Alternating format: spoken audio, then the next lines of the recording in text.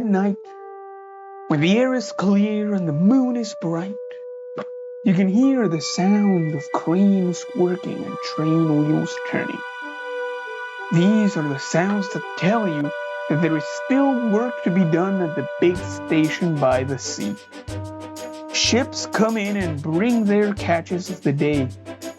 The fish is then loaded onto the train that the railwaymen call the Flying Kipper.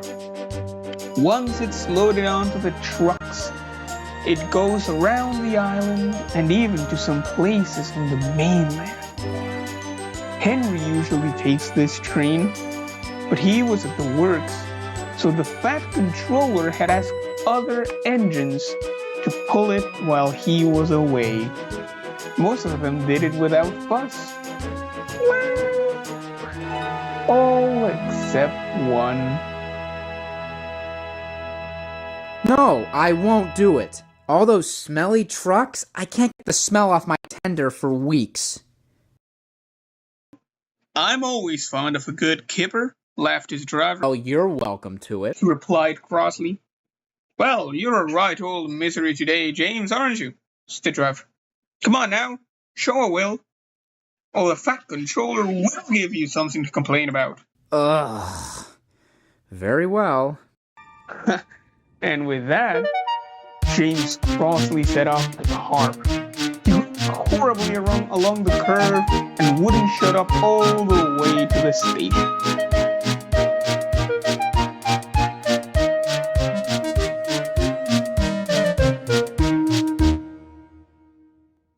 Phew!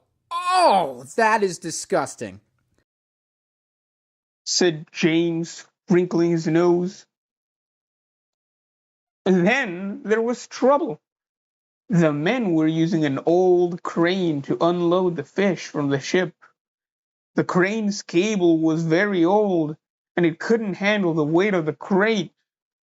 Then, just as it was turning in front of James, it went snap! And the crate fell right in front of James. Ah!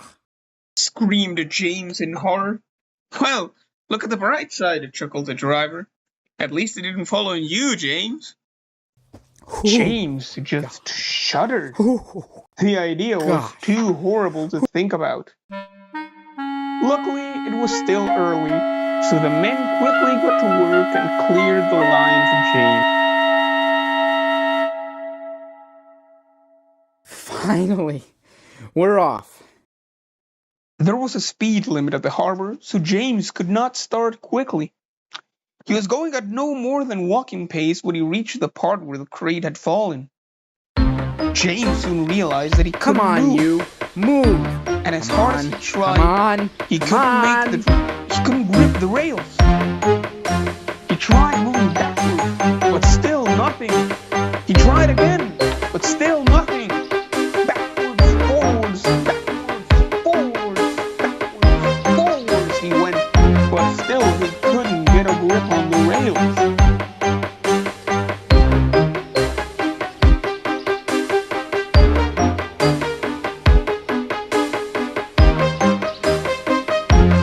At last, his driver decided to shut off steam. Huh? What's wrong?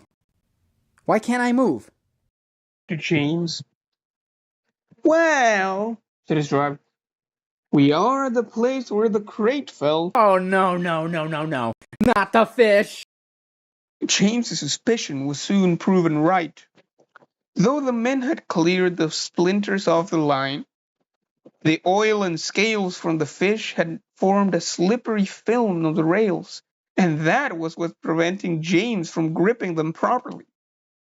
After the men were done cleaning the rails, they dropped sand under them so James could get a grip.